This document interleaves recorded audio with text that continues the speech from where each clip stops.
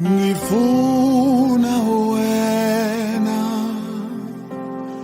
ngifuna wena, ngifuna wena Nkosi yami, ngifuna wena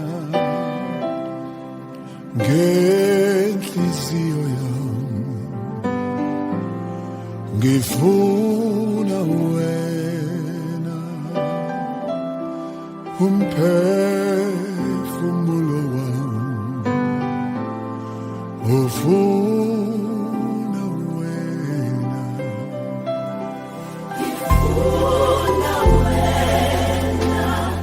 ngifuna wena, ngifuna wena Baba, wena Nkosi yami, ngifuna wena, ngifuna wena, ngifuna wena, wena wedwa. Baba onamandla onke yisiwe Nkosi yethu Jesu, Baba oyingcwele, nangumntanakho asezosipha ilizwi lakho uNkulunkulu onamandla. Ngenelela kulezwi asezokhuluma ngalo namanje, kukhulume wena wedwa uNkulunkulu oyingcwele. Siphe Baba izindlebe zikamoya zokulalela nokulenza njengoba linjalo, siliphile egameni likaJesu. Thatha indawo namanje kuze kwena phakade. Amen. Haleluya, siyabonga kakhulu umkhuleko ophuma lapha komfundisi Magagula. Abazalwane, uNkulunkulu ambusise, siyabingelela egameni likaJesu Kristu waseNazaretha, uhlele na-Apostle SS Radebe. Siyabonga kakhulu umfundisi umkhuleko wale powerful prayer. Siyachubeka-ke bazalwane ngenxa yesikhathi sethu. uNkulunkulu siyamthemba ukuthi nakulesifundo sanamhlanje sizophinda siqhubeke abe muhle uNkulunkulu. Siyafunda-ke bazalwane, siqhubeka khona endabeni yethu. Singena laphana sifuna ukubuka namhlanje indaba kaZamcolo, kodwa sifuna ukubuka laphana kuGenesis chapter number 6. Sizoqala lapha enzansi ngoba namhlanje ngifuna sibuke uZamcolo, kodwa ngaphambi kwasibuka uZamcolo ake sibuke le ndoda ekuthiwa yakha lo mkhumbi waZamcolo. Bese-ke sesiyaqhubeka. uNkulunkulu akasibusise. Siyafunda Genesis chapter number 6 verse number 8. Ikhulu ifundeka kanje. Kepha uNowa wayitholile umusa emehlweni kaJehova. Lokhu kuyizizukulwane zikaNowa. uNowa wayeyindoda eqotho engenacala esizukulwaneni sakhe. uNowa wayehamba noNkulunkulu. Nayo-ke indaba ebalulekile bazalwane ukuthi simqonde uNkulunkulu. Verse number 10, uNowa wazala amadodana amathathu, uShem, uHamu noJafeti. Ngifuna sizokhuluma ngalezi zinto ezimbalwa namhlanje, ukuthi uNkulunkulu uma ezokhetha uNowa, siyakhumbula-ke ukuthi uNowa uphuma lapho ozalweni likaSethi. uSathane bekaloku amakhe uKhayini ngoba nangu wayebulale umfowabo emva kokuba u-Eva avele njengenzalo yowesifazane. Manje ngifuna-ke namhlanje sibuka ukufika kukaZamcolo. uNkulunkulu-ke ngesikhathi bezalwa ozalweni likaSethi, uzoyifunda nje kuGenesis chapter number 5, wehle nalo loluzalo lukaSethi kuze kufike kuLameka ongubaba kaNowa. So uNowa-ke sewuzala amadodana amathathu kunkosikazi wakhe, nawo asathatha abafazi wona la madodana amathathu. Kodwa lokho kubalulekile naloko sekuyinkinga ukuthi umhlaba sewubudlwangudlwangu, namantombazane amadodakazi abantu asazibonele abakhwenyana ezingelosini. Yila sekumosheka khona the universe. uNkulunkulu siyamthola futhi lapha ngasekuqaleni kuGenesis chapter 6 esethi uyazisola ukuthi umuntu umenzeleni, bathi umhlaba bese ugcwele ubudlwangudlwangu.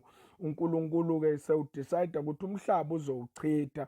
so ubomba uNowa elithi iBhayibheli wayelungile eqotho. So uthi kuNowa-ke Nowa yakha umkhumbi, kodwa-ke naku kuyinkinga-ke ukuthi lo mkhumbi bazalwane awakhiwanga oduze kwasolwandle. Nayo-ke indaba enkulu. Umkhumbi uyowakha uNowa ehlathini. The reason why abantu bancedisa uNowa bahamba bamshiya phakathi nendawo, because they were expecting ukuthi kuzomele kugawulwe iy'ngodo kuhambe kuyokwakhiwa eduze kwaselwandle. The reason why abantu bangamsupportanga uNowa is because umkhumbi awakha usendaweni wrong. Angazi noma ngingakhuluma yini nawe namhlanje mlaleli wami ukuthi uNkulunkulu mayizoqala izinto uziqala kungenasizathu, kungenasisekelo esiphathekayo ukuthi uNkulunkulu uzokwenza izinto ezintsha empilweni yakho. Kwesinye isikhathi kuyenzeka kuphele konke, ungabi nabazali, ungabi nezihlobo, uNkulunkulu amane aqala izinto ezintsha kungenekho into ephathekayo. Yiko ngizothi kuwe bekezela noma kungasekho kuphathekayo, uNkulunkulu akakakhohlwa icebo lakhe. Icebo lakhe lingevinjwe umuntu. uNkulunkulu namacebo akhe abahlukani. uNkulunkulu nezithembiso zakhe abahlukani. uNkulunkulu mayikuthembisa into usuka kuthembisa into ngoba uyazethemba ekuthembiseni kwakhe ukuthi yena uthembekile.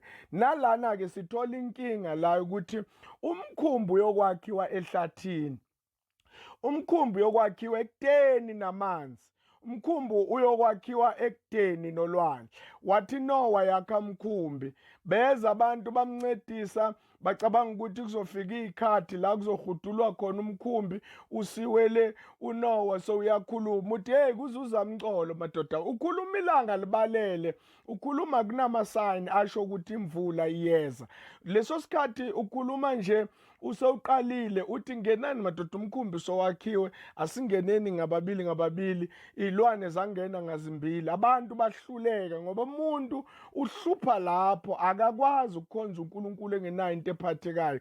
That is why namhlanje abanye kunamanye amasondo anokusekelwa kukaNkulunkulu. uNkulunkulu izwi lakhe lanele ukuthi lingakhona ukushintsha isimo sethu, kodwa lapha sithola abantu bafuna into ephathekayo, bafuna ukwakhiwa komkhumbi beseduze kwelwandle, at least bangakhona ukuswima ilanga lisesekhona. Kodwa la umkhumbi wakhiwa in an opposite direction yezinto lezi uNowa azikhulumayo. Yes, siyakhuluma, may I declare kusuka manje ukuthi uNkulunkulu uzoyithwala impilo yakho ngo-2025. Mara indlela engikhuluma ngayo, ngikhuluma phezu kwesimo si-against lento lengishoyo. Akukho ukuhlangana kwalezinto kulento lengishoyo.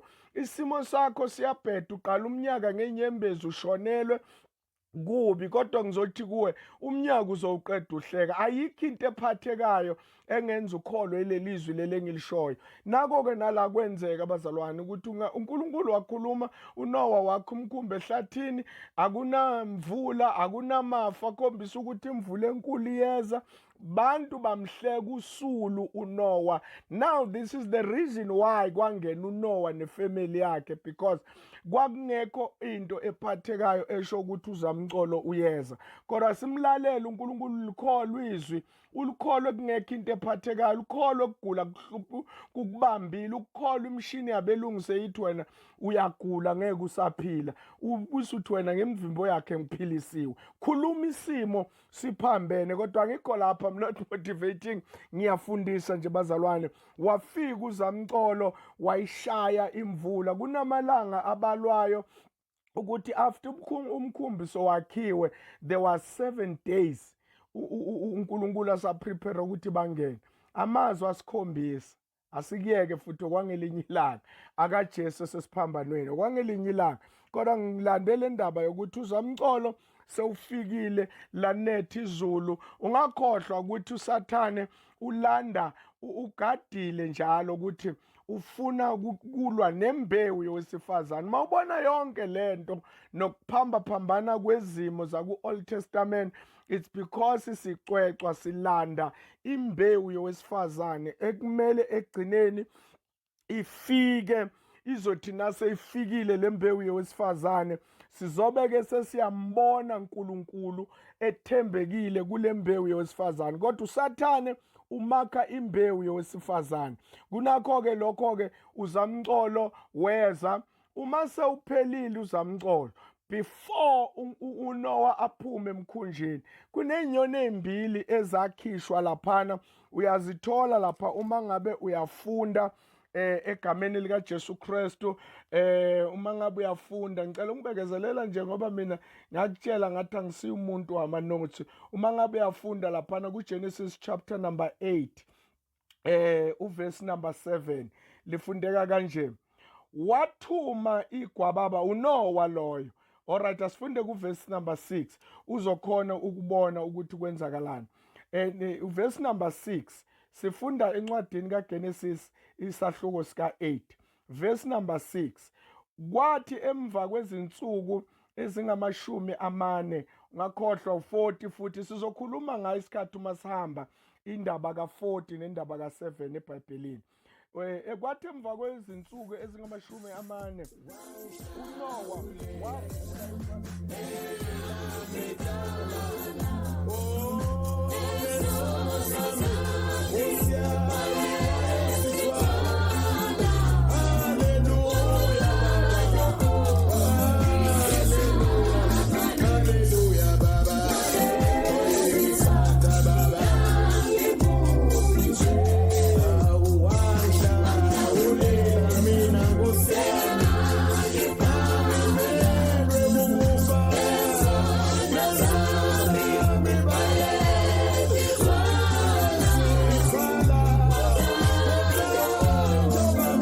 Angeke bazalwane, siyaxolisa kakhulu kuyibambasa lapho sekufanele sihambe sivalelise. Sethembe ukuthi ukhole uNkulunkulu ukusizile kulesifundo sanamhlanje.